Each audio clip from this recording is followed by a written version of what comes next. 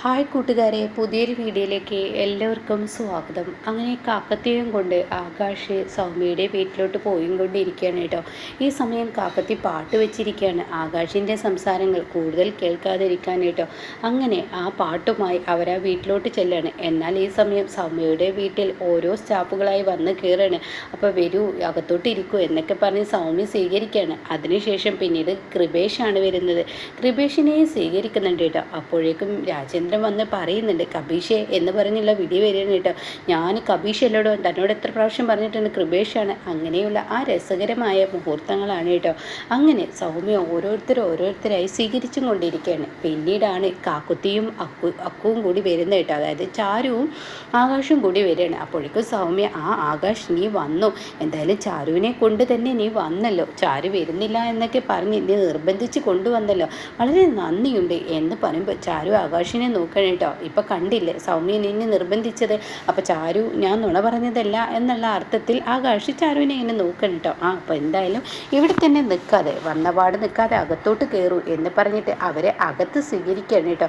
അങ്ങനെ അവർ അകത്തോട്ട് പോയി അവർക്ക് വേണ്ട വെൽക്കം ഡ്രിങ്ക് ഒക്കെ കൊടുക്കുന്നുണ്ട്. അപ്പോൾ കയറുന്നതിന് മുന്നേ അവിടെ ചെറിയൊരു ചടങ്ങുകളൊക്കെ ഉണ്ട്. ആ ഒരു ചടങ്ങുകളൊക്കെ ചെയ്യുന്നുണ്ട് കേട്ടോ. അത് ഒരു പക്ഷേ മലയാളത്തിലുണ്ടായെന്ന് വരില്ല.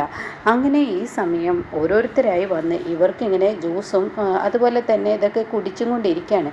അപ്പോഴേക്കും എന്തായാലും ആകാശ് നീ കാക്കത്തിയെയും കൊണ്ട് വന്നത് ഏറെ നന്നായി, അത് നല്ല അടിപൊളി തന്നെ, കാക്കത്തിയെ കൊണ്ടുവന്നത് നന്നായി എന്നൊക്കെ ഇങ്ങനെ പറയുമ്പോൾ കാക്കത്തിക്കാണെങ്കിലോ ചെറിയൊരു പേടിയുണ്ട് കേട്ടോ, ഒരു ഉൾഭയമുണ്ട്. അപ്പോഴാണ് ആകാശ് ചോദിക്കുന്നത്, അല്ല നമ്മുടെ ചീഫ് എഞ്ചിനീയർ വന്നില്ലേ, അവർ വരുന്നൊന്നും തോന്നുന്നില്ല എന്ന് സൗമ്യ പറയാണ് കേട്ടോ.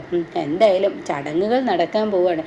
അപ്പോൾ നീ വലിയ ബുദ്ധിയാണല്ലോ ആകാശെ കൊണ്ടുവന്നിരിക്കുന്നത്. അപ്പോഴേക്കും കൃപേഷെ നീ ചെറിയ ബുദ്ധിയാണല്ലോ എന്നൊക്കെ പറഞ്ഞ് രാജേന്ദ്രൻ അങ്ങോട്ടും ഇങ്ങോട്ടും ഇങ്ങനെ ഓരോരുത്തരും ഓരോ കാര്യങ്ങളിങ്ങനെ പറയുന്നുണ്ട് കേട്ടോ. അങ്ങനെ ഇരിക്കുമ്പോഴാണ് അങ്ങോട്ടേക്ക് ഈ പറയുന്ന ശ്രേയ കയറി വരുന്നത്. ശ്രേയാണെങ്കിലും കയറി വരുമ്പോൾ തന്നെ കാണുന്നത് ആകാശും ചാരുവും ഒരുമിച്ച് തൊട്ടുരുമി ഇങ്ങനെ കസേരയിലിരിക്കുന്നതാണ്. അത് ശ്രേയക്ക് അത്ര അങ്ങ് പിടിക്കില്ല കേട്ടോ. അപ്പോൾ ആദ്യം ശ്രേയയെ സ്വീകരിക്കാൻ സൗമ്യ പുറത്തോട്ട് ചെല്ലുന്നുണ്ട്. അപ്പോൾ സൗമ്യയോട് ചോദിക്കുന്നുണ്ട്, നമ്മുടെ കമ്പനിയിലെ സ്റ്റാഫുകളെല്ലാം വന്നിട്ടുണ്ടോ എന്ന്. തീർച്ചയായും അവരെല്ലാം എത്തിയിട്ടുണ്ടെന്ന് സൗമ്യ തിരിച്ച് മറുപടി പറയുന്നുണ്ട്. അപ്പോൾ ആകാശിനെയാണ് ഉദ്ദേശിച്ചത്. പക്ഷേ അകത്ത് കയറി വന്ന ശ്രേയ ഒരിക്കലും പ്രതീക്ഷിക്കാത്ത ആ അടി കാണുമ്പോൾ ശ്രേയക്ക് ശരിക്കും ഭ്രാന്ത് പിടിക്കാൻ കേട്ടോ. എങ്കിലും കൂടി തൻ്റെ ഉള്ളിൽ ഒതുക്കാണ്. എന്നാൽ ഈ ചീഫ് എഞ്ചിനീയറെ കാണുമ്പോൾ എല്ലാ സ്റ്റാഫുകളും എണീറ്റ് നിൽക്കും. പക്ഷേ ആകാശ് എണീറ്റ് നിൽക്കില്ല. ആകാശ് കണ്ട ഭാവം തന്നെ നടിക്കില്ല. ആകാശ് ശ്രേയയുടെ മുഖത്തോട്ട് ഒരു ഒന്നുപോലും നോക്കില്ല കേട്ടോ. ഒരു വിലയും കൊടുക്കാതെ ശ്രേയ ഇങ്ങനെ അപമാനിക്കുന്ന രീതിയിൽ ഇങ്ങനെ ഇരിക്കുകയാണ്. അപ്പോൾ അത് കാണുന്ന കാക്കുത്തിക്ക് അത്ര പറ്റുന്നില്ല. അപ്പോൾ കാക്കുത്തി പറയാണ്, കാക്കുച്ചേട്ടൻ എന്തേ കാണിക്കുന്നത്, അക്കുച്ചേട്ടൻ്റെ മേലുദ്യോഗസ്ഥയല്ലേ വന്നിരിക്കുന്നത്, അക്കുച്ചേട്ടൻ എണീക്ക്, നീ അവിടെ ഇരിക്ക് ചാരു, നീ എന്തിനാ കാക്കുത്തി ആവശ്യമില്ലാത്ത കാര്യത്തിൽ ഇടപെടുന്നത്, അങ്ങനെയല്ല അക്കുച്ചേട്ട എണീക്കെന്ന് പറയാൻ കേട്ടോ. അപ്പോഴും എണീക്കില്ല. അപ്പോൾ ഈ സമയം അക്കുച്ചേട്ട എണീക്ക്, അവരെല്ലാം നോക്കുന്നു. പക്ഷേ ആണെങ്കിൽ മറ്റുള്ളവരൊക്കെ ഇങ്ങനെ നോക്കുകയാണ്. അപ്പോൾ മറ്റുള്ള സ്റ്റാഫുകളെല്ലാം ചീഫ് എഞ്ചിനീയറെ കണ്ടിട്ടും ആകാശ് എണീക്കുന്നില്ലല്ലോ. എന്തായാലും ആകാശിൻ്റെ ആ ഒരു തൊലിക്കെട്ടി എന്ന ലെവൽ എല്ലാവരും നോക്കി നിൽക്കുമ്പോൾ ചാരു പറഞ്ഞതനുസരിച്ച് ആകാശ് പെട്ടെന്ന് എണീറ്റ് നിൽക്കുകയാണ് കേട്ടോ. എണീറ്റ് നിൽക്കുമ്പോൾ ഒരു പുച്ഛഭാവത്തിൽ വെൽക്കം ഡ്രിങ്ക് ഒരു കൂസലും കൊടുക്കാതെ ഷേയുടെ മുഖത്ത് നോക്കി ഒരുമാതിരി ഷേയെ ഒരുമാതിരി ആക്കുന്നത് പോലെയുള്ള ആ ഒരു കുടിയൊക്കെയാണ് കേട്ടോ കുടിക്കുന്നത്.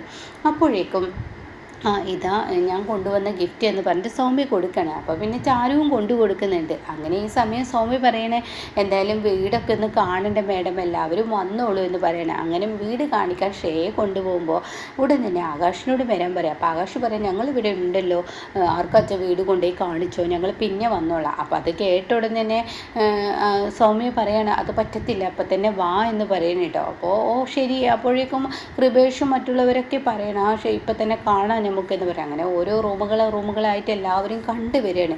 പിന്നീട് കുറച്ച് കഴിഞ്ഞപ്പോൾ ആകാശം അവിടെ തന്നെ വന്നിരിക്കുകയാണ് കേട്ടോ.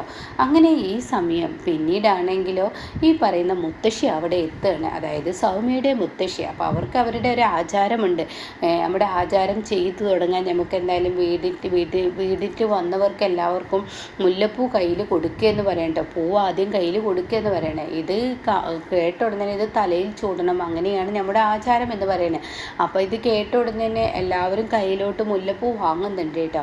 അങ്ങനെ ഓരോ സ്ത്രീയും അത് തലയിൽ ചൂടുമ്പോൾ ശ്രേയ തന്നെ അത് തലയിൽ ചൂടാൻ ശ്രമിക്കുകയാണ്. എന്നാൽ കാക്കുത്തി അത് ചൂടുന്നതിനിടയ്ക്ക് കാക്കുത്തിയുടെ കയ്യിൽ നിന്ന് വഴുതി വീഴാണ്. അപ്പോഴേക്കും കൃപേഷും രാജേന്ദ്രനെയൊക്കെ പറയാണ്, എൻ്റെ ആകാശം നീ എന്ത് നോക്കിയിട്ടാണ് നിൽക്കുന്നത്? കെട്ടിയവളുടെ തലയിൽ പൂ ചൂടാൻ കിട്ടുന്ന അവസരമൊക്കെ കളയണോ?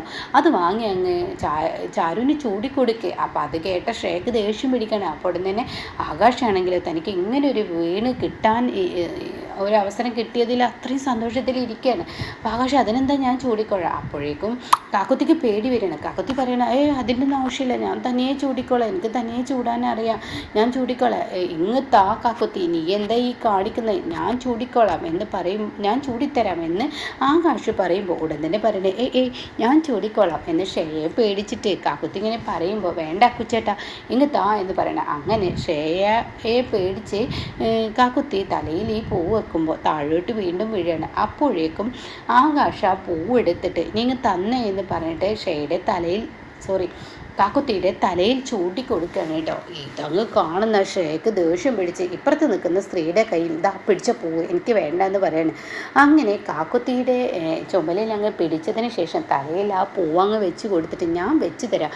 അപ്പോഴേക്കും കൃപേഷ് പറയണ ഹായ് എന്തൊരു ഐശ്വര്യമാണ്, ഇതാണ് ഭർത്താവിൻ്റെ കയ്യിൽ നിന്നും ആ ഭാര്യയ്ക്ക് സ്നേഹത്തോടു കൂടി പൂ വെച്ചെടുക്കുന്നത്, അത് വേറെ തന്നെ എന്നൊക്കെ ഇങ്ങനെ പറയുമ്പോൾ ശ്രേയക്ക് ഒരു കാര്യം ഓർമ്മ വരികയാണ് കേട്ടോ. അതായത് ആകാശും ശ്രേയയും സ്നേഹിച്ച് നടന്നിരുന്ന കാലത്ത് ബൈക്കിന് പിറകിൽ പോകുമ്പോൾ പെട്ടെന്ന് പൂ കാണുമ്പോൾ ശ്രേയ അതവിടെ നിർത്തുമെന്ന് പറയുകയും പിന്നീട് പൂ വാങ്ങിക്കാൻ പറയുകയും പിന്നീട് പൂ വാങ്ങിച്ചതിന് ശേഷം ശ്രേയ അത് ആകാശിനോട് ഇങ്ങനെ തിരിഞ്ഞു നിന്നിട്ട് എൻ്റെ തലയിൽ വെച്ച് കൊണ്ടാന്ന്. അപ്പോൾ ആകാശിന് സംഭവം എന്താണെന്ന് മനസ്സിലായില്ല. അപ്പോൾ അവിടെ നിൽക്കുന്ന അമ്മമാർ പറഞ്ഞു കൊടുക്കുകയാണ്, ഒരു പെൺകുട്ടിക്ക് ആണിൻ്റെ കൈകൊണ്ട് ആ പൂ വെക്കുന്ന വലിയ സന്തോഷമാണ്, അതിനാണ് ആ തിരിഞ്ഞു നിൽക്കുന്നത് എന്ന് പറയണ്ട. അപ്പോൾ ആകാശ് അത് വെച്ച് കൊടുത്തതൊക്കെ ശ്രേയയുടെ കണ്ണിൽ ഇങ്ങനെ ഓർമ്മ വരികയാണ്. അപ്പോൾ ശ്രേയക്ക് സഹിക്കുന്നില്ല, ശ്രേയയുടെ നെഞ്ച് തകരാണ് കേട്ടോ. അങ്ങനെ ശ്രേയ ഈ പൂവ് ഇങ്ങനെ കൈകൊണ്ട് പിച്ചിയതിന് ശേഷം പിടിച്ചു പൂവ് എന്ന് പറയാൻ കേട്ടോ. പിന്നീടാണെങ്കിലോ ആകാശ് ചാരുവിനോട് ഇരിക്കുമെന്ന് പറയണം. അതേസമയം ചാരുവാണെങ്കിലോ എന്തിനാ എൻ്റെ തലയിൽ പൂ വെച്ചത് എന്ന് ആക്കുച്ചേട്ടനോട് ചോദിക്കുകയാണ്. വെറുതെ പ്രശ്നം ഉണ്ടാക്കാനാണ്, നീയൊന്നും മിണ്ടാതിരുന്നേ എന്ന് പറയണേ. എന്നാൽ ശ്രേയക്ക് ഇതെല്ലാം കണ്ട് സഹിക്കാനാവുന്നില്ല കേട്ടോ. തൻ്റെ അമ്മ പറഞ്ഞ വാക്ക് തന്നിൽ നിന്ന് ഒരു വീഴ്ചയുണ്ടായത്, അത് വീഴ്ച തന്നെ. പഴയ ആകാശമല്ല, പ്രതികരിക്കാൻ പഠിച്ചിരിക്കുന്നു. ആ ജ്യൂസ് കുടിച്ചിട്ട് തന്നെ കണ്ടപ്പോൾ എണീക്കാതിരുന്നത്, അതൊക്കെ മൊത്തത്തിൽ ഇങ്ങനെ വായിച്ചെടുക്കുമ്പോൾ തൻ്റെ മനസ്സിനൊരു നോവായി മാറും കേട്ടോ.